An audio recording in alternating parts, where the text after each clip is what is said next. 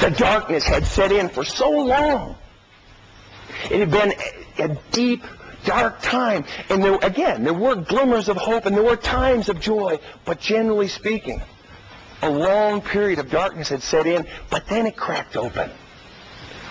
And there in her late 60s and 70s, they began to fall in love again. She began to fall in love with life again, to the point where this old couple in church, and the husband, in the passing of the peace, has his hand on his wife's bottom.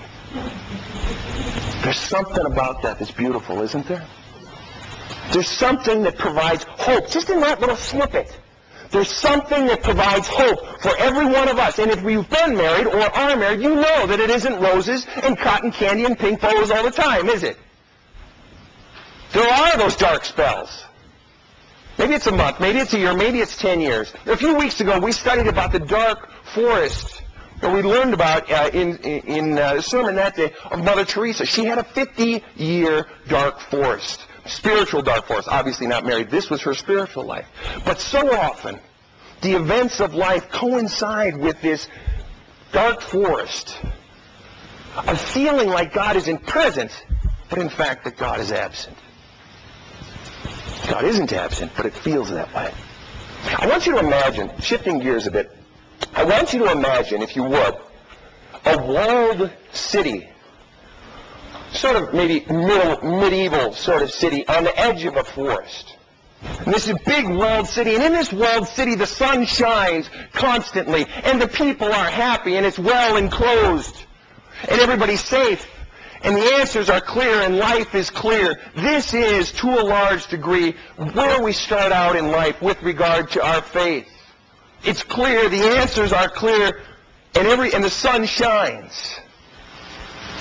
But whether it's a sense of unrest in our soul, a sense of discontent with the answers, or whether it is life circumstances, such as a death, such as a loss, such as the dying of a dream, whether it's life circumstances or a sense of unrest inside, even though we've been told all our life that forest on the edge of the village, that we should never go in.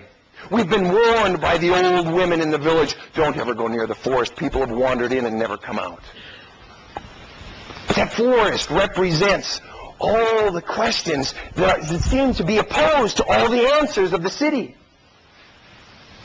And some brave souls wander into that forest wondering about their spiritual questions. Questions such as, God, where are you? Questions such as, why did this person die? Questions such as, show yourself to me, Lord. Lord, what is your will for my life? Questions such as, was there really a star? Questions, all the questions. And so some would either wander in, or some would find themselves in the forest after a death, after a loss. And the truth is, folks, this is where we are right now as a culture. Much of Christianity is that, not all, but much of Christianity is that walled city with lots of answers. Lots of answers that we've all heard growing up, right?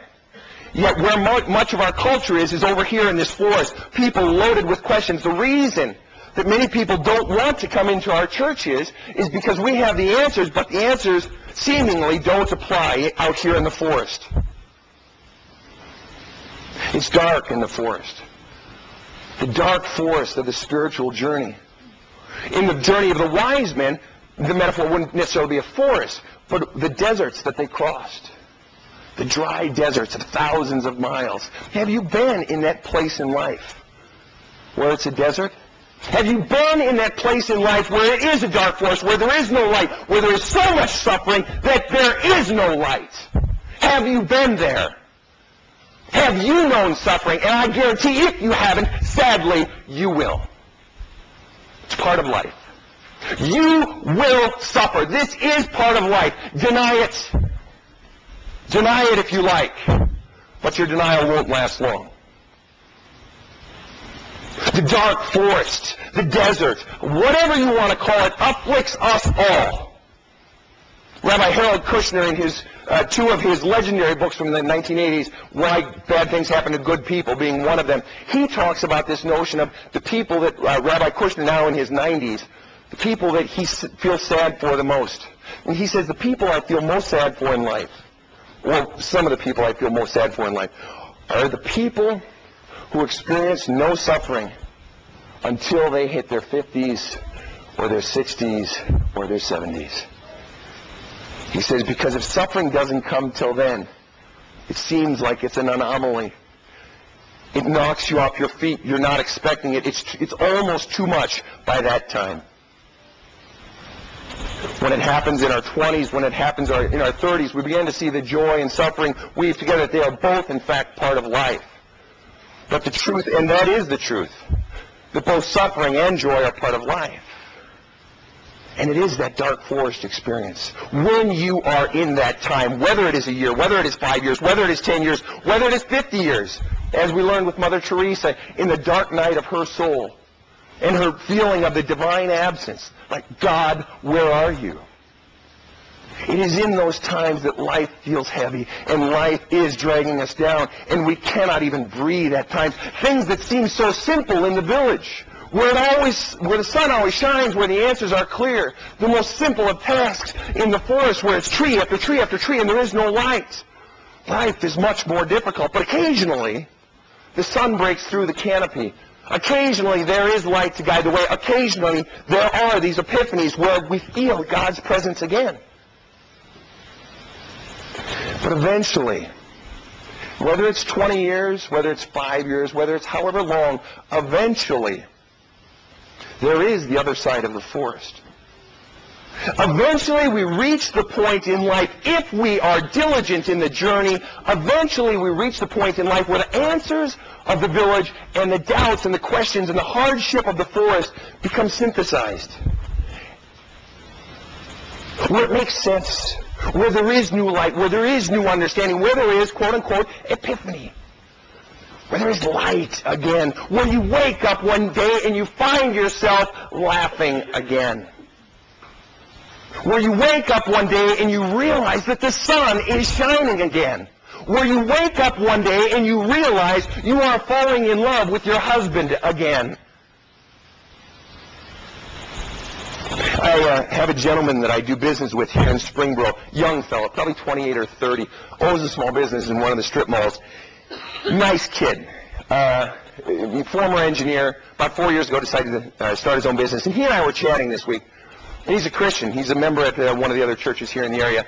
We were chatting this week, and he was lamenting. I said, how's business? He says, well, I haven't taken a paycheck in 4 years, Sven. I said, yeah, but you're still open 4 years later. That says something about how well your business is doing. At least you're still on your feet 4 years later. He said, that's true. He says, you know what's interesting, though, Sven? I said, what's that?